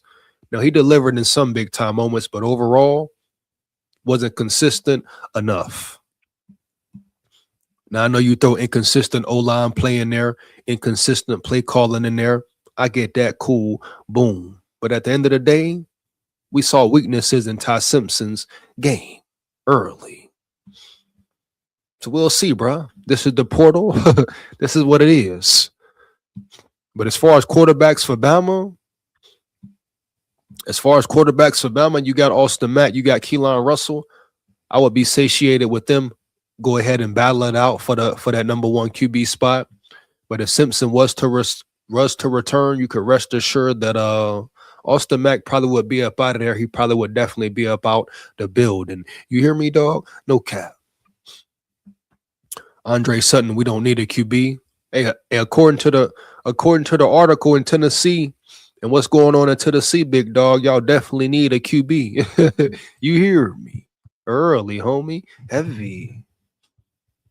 Y'all definitely need a QB, big dog. Period. No cap. Bottom line. You know? Heavy, man. Early. See what else, Bama. We got 3 minutes left till we hit that 2-hour mark.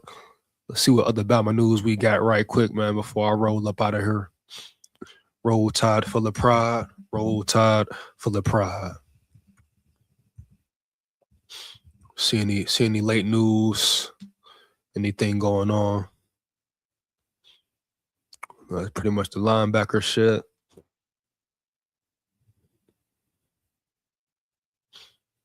Oh, snap. More news in, baby. Just perfect timing, huh? Perfect timing. Let's get it. Perfect timing. Let's get it. Bama ain't done yet. Bama ain't done yet. Give me 1 second. Give me 1 second.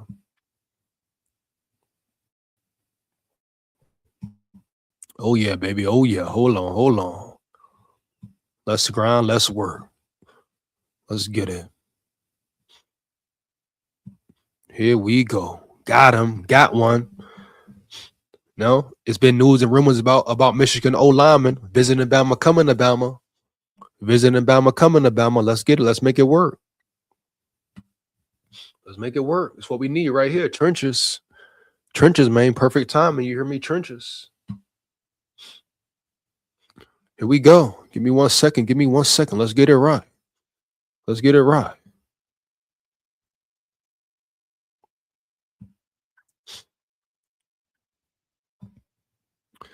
Alabama football lands Michigan offensive lineman transfer with Nick Saban ties. What to know? Let's go, baby. Just then, 24 minutes ago, Roll Tide full of pride. Roll Tide full of damn pride. Alabama football has started to rebuild its offensive line with multiple spots to fill up front for 26. The Crimson Tide added Michigan offensive line transfer Caden Strayhorn. Shout out respect to Caden Strayhorn, baby. He is in the building. You hear me? Yeah. 1 second. Let's go, man. Caden Strayhorn is in the building. One of the big names that Bama wanted. Here we go. Who just finished his freshman season with the Wolverines. Strayhorn visited Alabama Monday, January 5th, and committed shortly thereafter. He confirmed on his social media. Strayhorn is the 4th transfer portal addition for the Crimson Tide, joining former Oklahoma State tight end Josh Ford, former NC State running back Hollywood Smothers, and former Virginia Tech linebacker Caleb Woodson. Strayhorn did not play much as a true freshman for Michigan. Let's get it, man. Trenches, rebuild through the portal early. A 3-star interior offensive lineman out of IMG Academy, the Novi, Michigan native, appeared in 2 games for the Wolverines. He played 14 snaps at center against Central Michigan and all 80 snaps at right guard in Michigan's Cheez-It Citrus Bowl loss to Texas. Strayhorn allowed 3 pressures against the Longhorns. Strayhorn, a 6'2", 308-pound lineman, played 3 seasons at IMG Academy after playing his freshman high school season at Detroit Catholic Central. Strayhorn played right tackle as a senior in 24 and played with Alabama offensive lineman Michael Corral. Strayhorn's father, Jason Strayhorn, played center for Michigan State. from 1994 to 98 under head coach Nick Saban. So the ties are there. Caden Strayhorn eligibility. How many years does Alabama get? Caden Strayhorn secured a red shirt from his first season at Michigan. He has 4 seasons of eligibility. How Caden Strayhorn fits with Alabama football? Well, he's a big body. He's depth. We need him. That's how he fits. Shit, we need him in the trenches. That's how. Alabama has a few holes to fill on his offensive line that Strayhorn could fill, definitely. Both Crimson Tide guard spots are open after Cam Dewberry, Jaden Roberts, and Geno Vandermark each exhausted their collegiate eligibility, and Wilkin Formby entered the NCAA transfer portal. But Alabama also needs a center after Parker Brailsford elected to enter the NFL draft, and Joseph Ionata entered the portal. Whatever spot Strayhorn fills, it's one that he could fill for a number of years, having just played 2 games as a freshman for Michigan. So you got a young player there, another body, depth chart, and a guy with skill. So shout out Bama, bro, making more moves in the portal. Great way to finish up the live. You hear me once again. Shout out Strayhorn in the building. I repeat, Strayhorn in the damn building, bro. You hear me? So let's get it, bro. You know, a lot of work to be done from Bama, but this is the era. This is the new college era. The question is, how will Bama adapt to this situation? Period, bro. So I understand it's a lot of questions, a lot of fans mad, upset, etc. Give it some time, man. Give it some time. Let's see how Bama work this thing out. You know what I mean? Roll Tide full of pride, man. You know what it is. Big SKOL here. Roll Tide full of pride. Win, lose, or draw forever. I'll see y'all next time, man. Roll Tide. Yeah.